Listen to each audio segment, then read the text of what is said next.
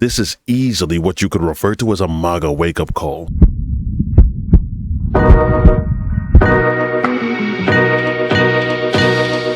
So a lot of Trump supporters, in the face of all the chaos, have been out there vocal, loving what's been going on, even so much as stating that this is exactly what they voted for.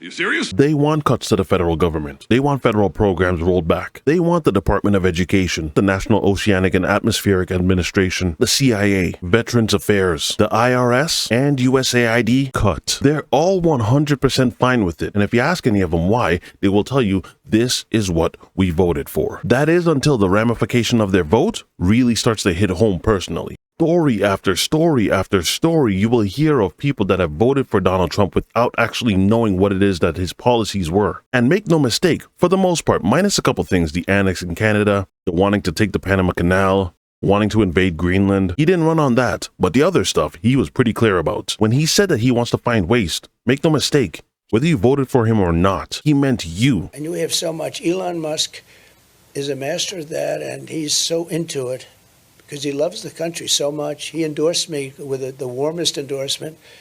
He thinks it's very important that I win because we're going to save our country. If these people win, we're not going to have a country.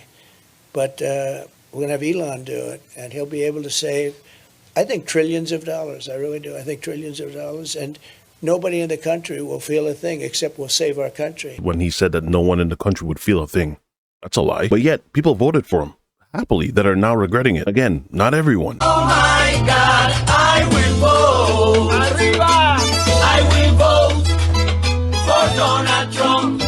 If only they could look into the future. Well, today we're actually talking about a lady that feels a little bit betrayed. Why? Because this isn't what she voted for. This wasn't supposed to happen. Not to her anyway. To you. So this lady's name is Jennifer Pickett. She's a 3-time Trump supporter, voted for him in 2016, 2020, and 2024. Now that vote was cast in West Virginia. West Virginia, if you remember, they went heavy for Trump. So Doge gets rolled out. People are losing their jobs. She gets some of the shrapnel. Jennifer Pickett voted for Trump in the November election.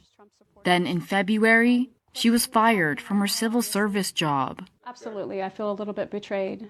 She was among more than 125 people dismissed last month from the Treasury Department's Bureau of Fiscal Service in Parkersburg, West Virginia. There's always that back and forth conversation now. It's like, you knew this was coming, but we didn't. Like, nobody that I've talked to understood the devastation that having this administration in office. Unfortunately, yeah, they did. They did. People have been saying since they heard his policies that he's on a revenge quest. This is really not going to go the way you guys think it is. And unfortunately, what everyone thought was it's going to affect this group over here, but not us. The moment they get hit, all of a sudden, they feel betrayed. I think y'all need to hear that part again. Hold on. Having this administration in office would do to our lives. That's what they mean. To our lives. Not to everyone else's lives, but to our lives. No kings, no tyrants, no kings, no tyrants. The cuts have shaken up a community that overwhelmingly voted for Trump. He won West Virginia with 70% of the vote, one of his biggest victories. But the betrayal felt by Pickett, a church-going conservative and 3-time Trump voter, comes as political analysts are examining early signs of a possible backlash in Republican strongholds like Parkersburg, where the government-slashing efforts of Trump and Doge are beginning to hit home.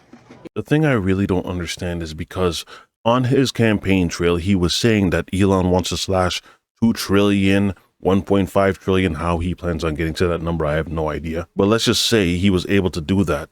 How do you think you're going to go unscathed? Elon Musk has basically taken over our government and has calling the shots, unfortunately, it seems to be. A handful of Republican voters who lost their federal jobs joined Democrats at a recent anti-Doge protest near the Bureau of Fiscal Service offices in Parkersburg.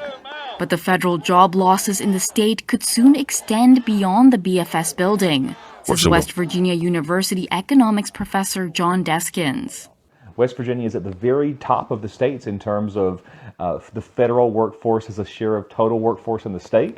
So if the federal layoffs happen, if they hit West Virginia, we stand to suffer a disproportionate share when those jobs disappear, when that income disappears disappears when that spending leaves the state economy. Voting for Trump is unconscionable to me. It is clearly against the national interest to give him any more power for any period of time.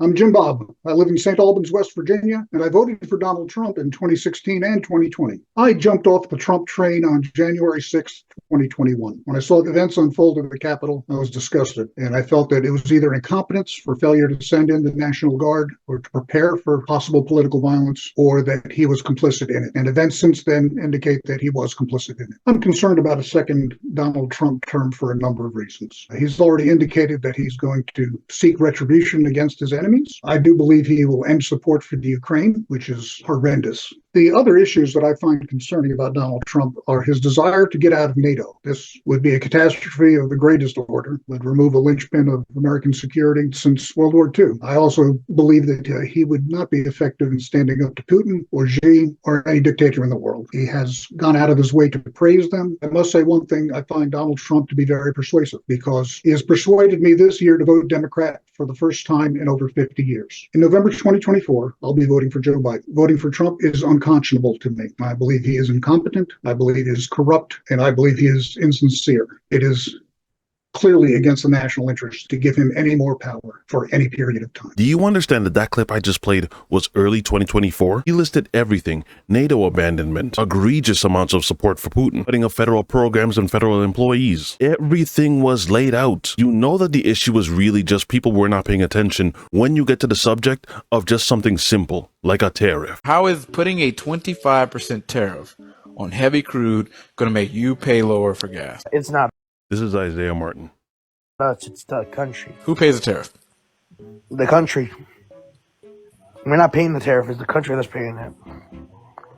I'm telling you, that's why Trump even did it. That Trump didn't want us to pay more. Tried. You think that Canada would be paying tariffs? Yeah, they will pay the tariffs that we implement on them because they have to. That's why they need to become the 51st state. If they don't want to do that, then join us. Tried. Countries don't pay tariffs. I'm not. I'm telling you how it works. Even Trump said it. Are you telling me that Trump is lying to all of us? Yes, that's exactly what I'm telling you. Go on Google right now. Oh, Lord. Ask Google, who pays a tariff? Come on. It's paid by the importer. And an importer is a Country. company. I know, I'm not stupid. So Yes, you are. Yes, unfortunately. Yeah, all that just to realize that people were not doing their due diligence. So when stuff happened, they all asked the question, where'd this come from? We weren't expecting any of this. Hence the shock, but it was right there in your face. Kiss it. You want me to kiss your... That's right. Apologize.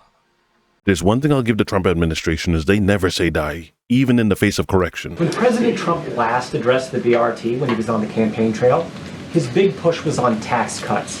He's going there today as he's proposing tax hikes in the form of tariffs. And I'm curious for why he's prioritizing that over the tax cuts. He's actually not implementing tax hikes.